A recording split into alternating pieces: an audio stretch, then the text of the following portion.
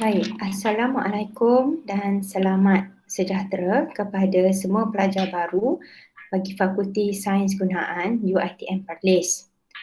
Pertamanya saya mengucapkan ribuan tahniah dan selamat datang kepada semua pelajar baru di Fakulti Sains Gunaan UiTM Perlis.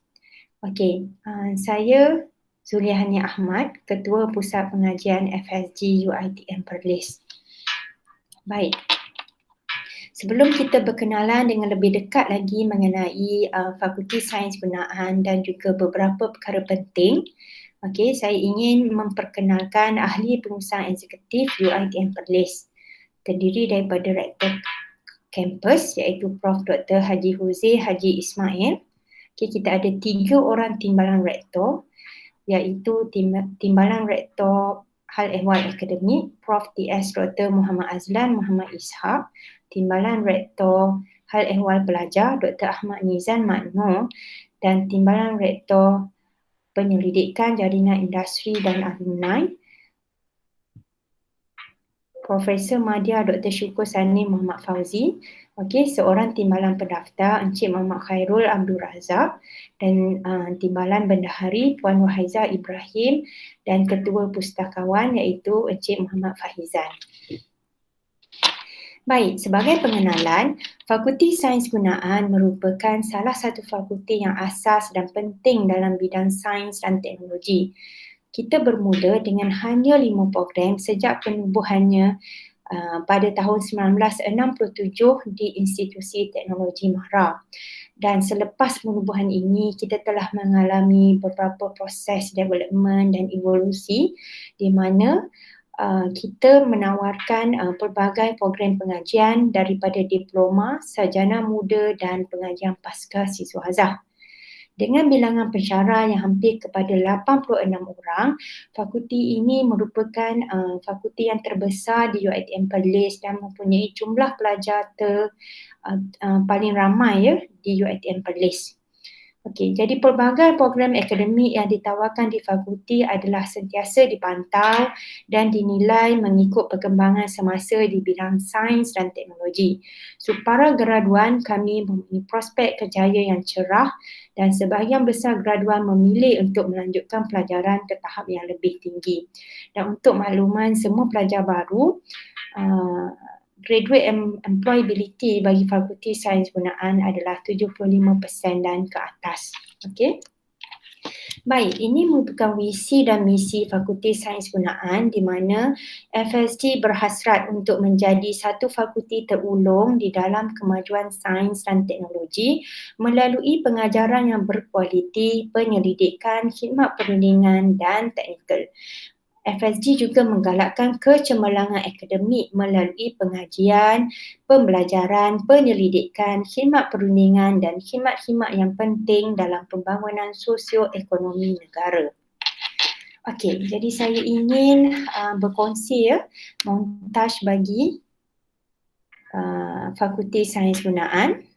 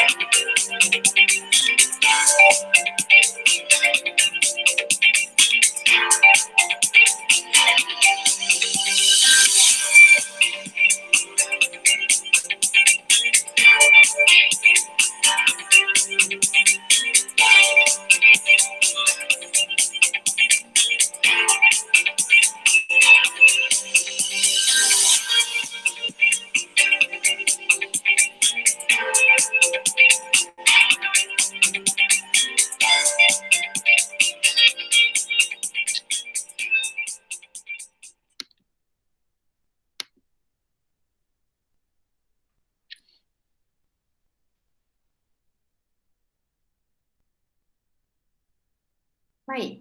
Okey, di bawah Fakulti Sains Gunaan, kita mempunyai 3 program diploma, iaitu Diploma Kimia Perindustrian, Diploma Teknologi Polimer dan Diploma Sains.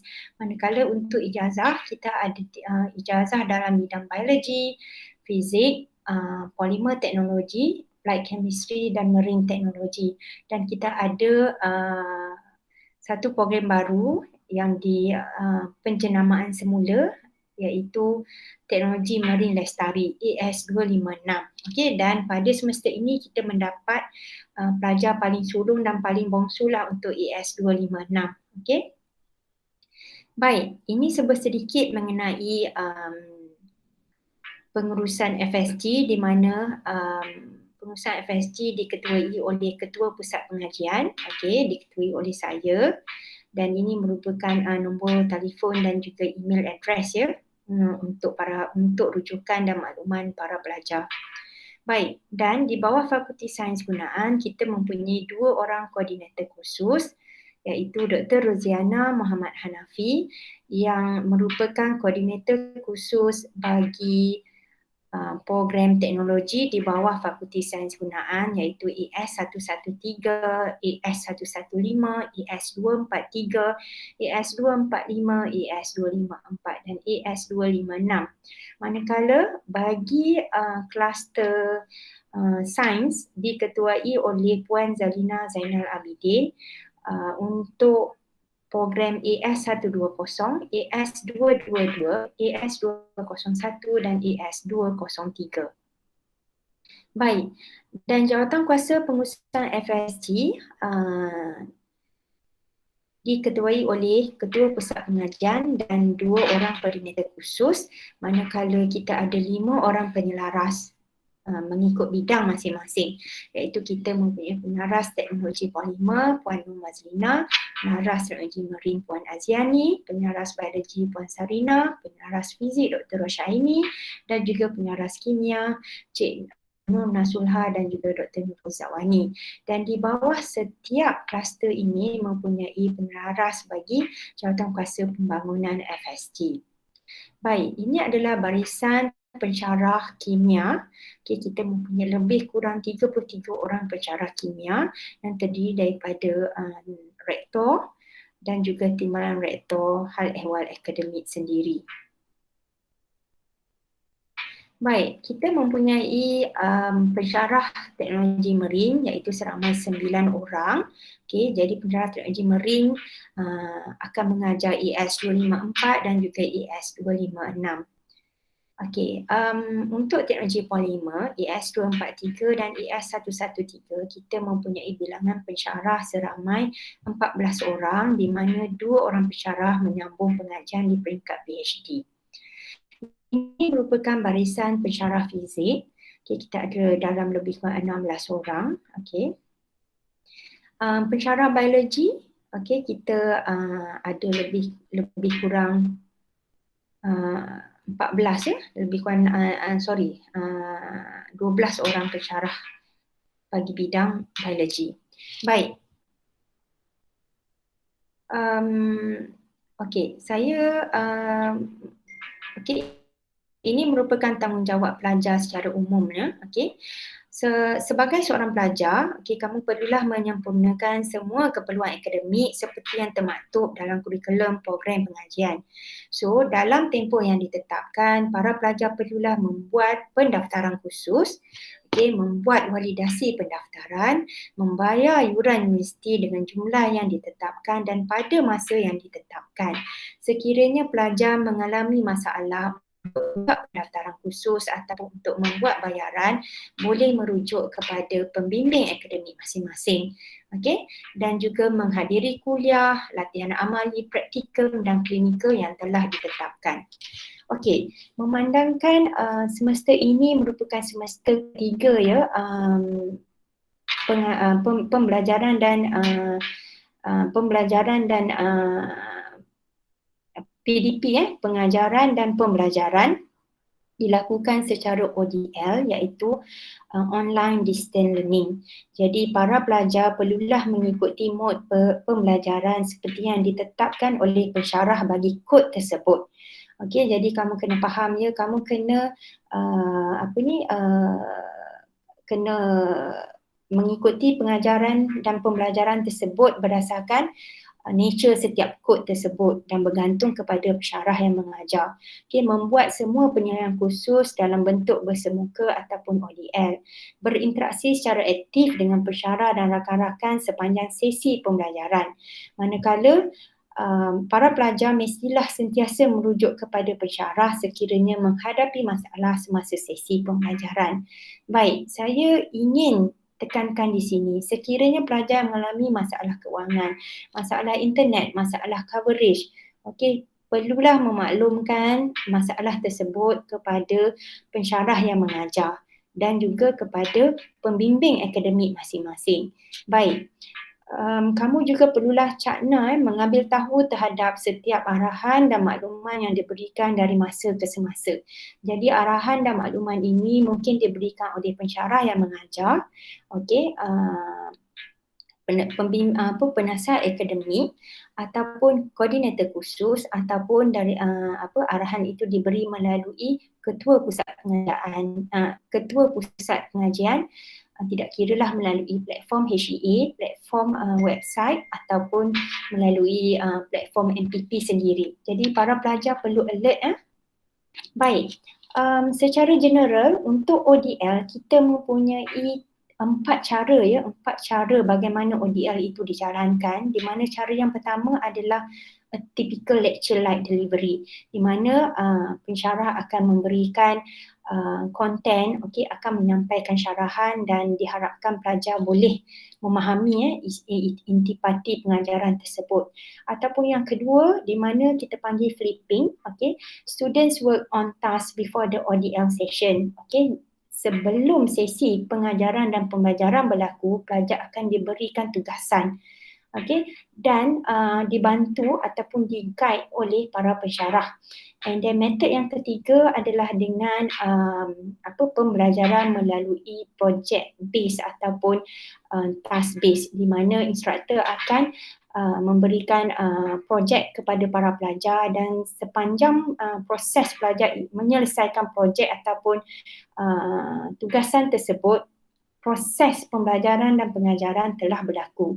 Dan yang keempat merupakan aktif and interaktif, di mana para pensyarah akan memberikan konten yang interaktif dari segi video dan sebagainya kepada para pelajar. Baik, semua pelajar menjalankan mod pembelajaran dan pengajaran dalam bentuk ODL, Open and Distance Learning, sehinggalah ada perubahan terbaru. Ini juga merujuk kepada situasi pandemik di negara kita. Ketetapan yang dibuat oleh pengurusan tertinggi UiTM, KPT dan juga MKN.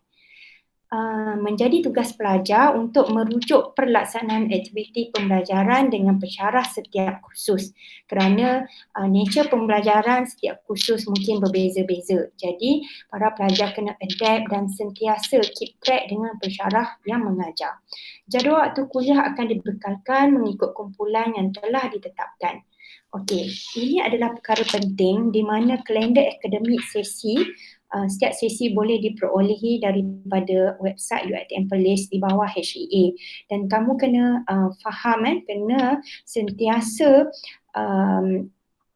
melihat ataupun memastikan tarikh-tarikh penting ini tak ada yang tertinggal. Sebagai contoh, bilakah tarikh pendaftaran, bilakah tarikh validasi berakhir, dan bilakah tarikh-tarikh penting dalam kalender akademik. Saya mohon untuk semua mendapatkan kalender akademik ini dalam bentuk PDF dan simpan di dalam handphone masing-masing.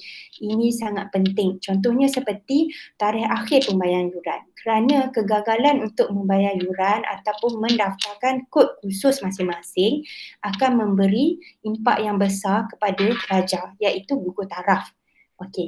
Baik. Okey, sebentar tadi saya ada maklumkan setiap pelajar dia mempunyai penasihat akademik ataupun pembimbing akademik. Jadi banyak ya tugas-tugas penasihat akademik ini, dan penasihat akademik ini akan membantu para pelajar sebagai penasihat, sebagai orang tengah yang boleh menyalurkan sebarang maklumat kepada pelajar PA masing-masing sebagai pemantau dan juga like second parents di UiTM Perlis.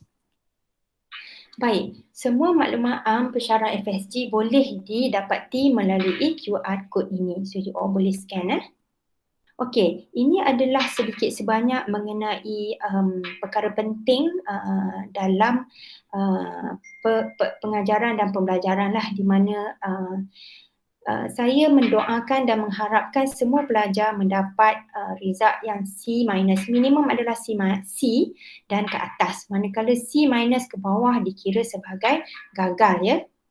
Okey, manakala ini adalah macam mana ya contoh pengiraan HPNG, himpunan purata nilai grade.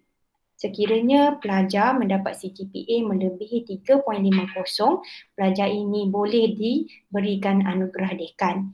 Okey, dan sekiranya setiap semester sepanjang 7 semester kamu ataupun 6 semester di UiTM Perlis mendapat 3.50 dan ke atas, maka kamu layak untuk dianugerahi anugerah naib chancellor. Okey. Okey, ini merupakan pengkelasan sarjana muda di mana kelas pertama 3.5 hingga 4 dan sehingga kepada kelas ketiga lah kamu boleh rujuk di sini. Okey, status P, perhatian atau tidak memuaskan.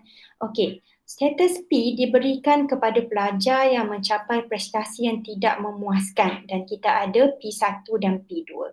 P1 adalah bila mana pelajar memperolehi HPNG di antara 1.8 sehingga 1.99 pada sesuatu semester.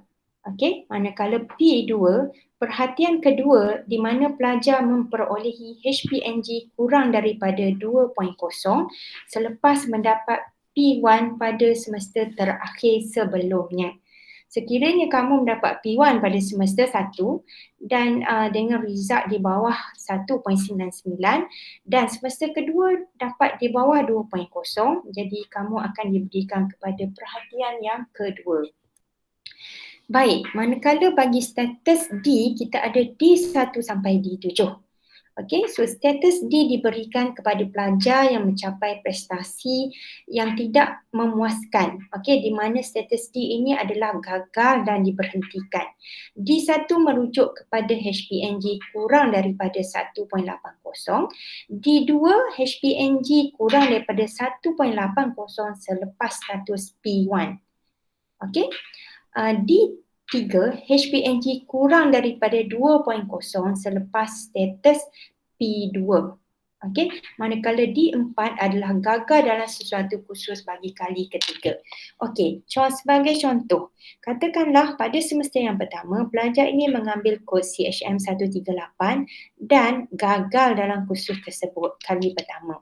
Dan the following semester dia akan ambil lagi sekali kursus yang sama dan kursus ini dia gagal juga bagi kali yang kedua. Okey. Sekiranya pelajar mengambil lagi kursus yang sama untuk 3 kali, okey, dan masih gagal, maka status D4 akan diberikan. Manakala D5 merupakan HPNG kurang daripada 2.0 pada penghujung tempoh pengajian, dan D6 merupakan lulus semua kursus yang dikehendaki tetapi total HPNG adalah kurang daripada 2. Manakala D7 tidak menduduki peperiksaan bagi semua kursus terdaftar pada semester tersebut tanpa sebarang kelulusan ataupun alasan yang kukuh lah. Okey, jadi kesemua maklumat ini kamu boleh dapatkan daripada buku peraturan akademik pelajar. Okey, manakala status ZZ merupakan status yang diberikan kepada pelajar yang tidak hadir kuliah kurang daripada 80%. di mana pelajar ini tidak akan dibenarkan menduduki peperiksaan akhir bagi khusus yang mempunyai peperiksaan akhir dan tidak diberikan markah penilaian bagi khusus yang tiada peperiksaan akhir dan akan diberikan grade F. Okey? Baik.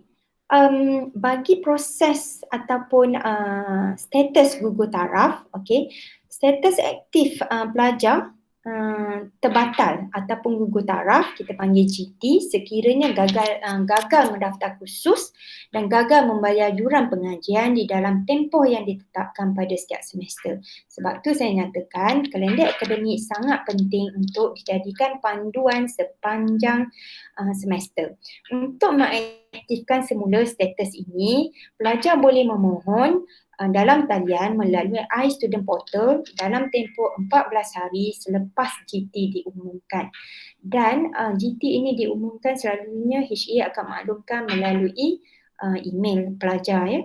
Dan jika diluluskan akan dikenakan bayaran pengaktifan semula status sebanyak RM50 dan bayaran denda lewat pendaftaran khusus di luar tempoh adalah RM100 per satu subjek. Okey, per subjek.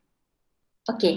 Jadi saya rasa itu lebih perkara penting yang saya mahu highlight di sini dan saya mengharapkan semua para pelajar boleh grab mungkin you all this is a new kepada semua pelajar walau bagaimanapun selepas para pelajar diberi pembimbing akademik ataupun penasihat akademik, okey, so kita akan para pelajar boleh merujuk kepada pembimbing akademik masing-masing.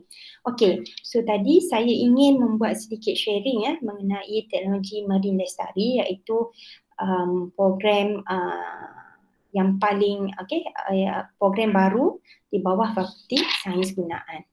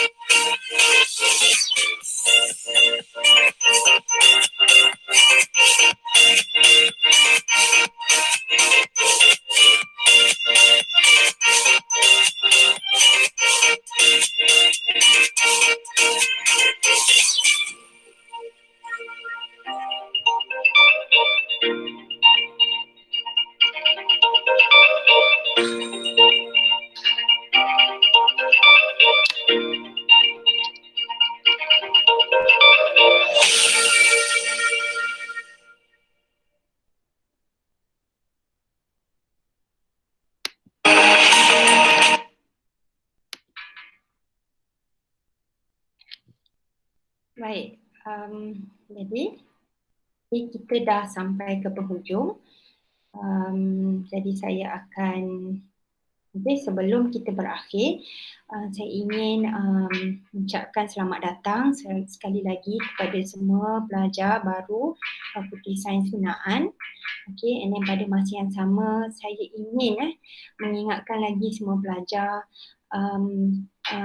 sebarang permasalahan perlulah dirujuk terus kepada pembimbing akademik masing-masing. Okay, ada setengah pelajar yang di-refer kepada dia punya senior. Okay, saya ingin mengingatkan kadang-kadang senior kamu walaupun daripada program yang sama, contohnya AS 201, tetapi ada sedikit perbezaan bila kita membuat semakan kurikulum.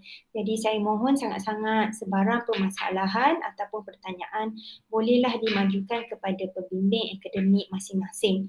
Okey, dan mengenai proses pengecualian kredit akan dilakukan oleh KK, koordinator khusus, di mana KK akan mendapatkan di mana KK akan memaklumkan kepada semua pelajar melalui email, dan satu WhatsApp group akan diwujudkan bagi memudahkan komunikasi di antara pelajar baru bersama dengan KK. Jadi pada akhirnya saya ingin mengucapkan selamat datang, tahniah dan selamat menempuh perjalanan ilmu di UiTM. Dan perjalanan ilmu di UiTM bukan sahaja tertakluk di dalam kelas ataupun di dalam dewan kuliah. Ada banyak benda yang you all akan pick up along the way. Ada banyak soft skills yang you all akan dapat along your journey in UiTM Perlis. Jadi usaha, doa dan tawakal. Okey, baik. Jadi terima kasih dan Assalamualaikum.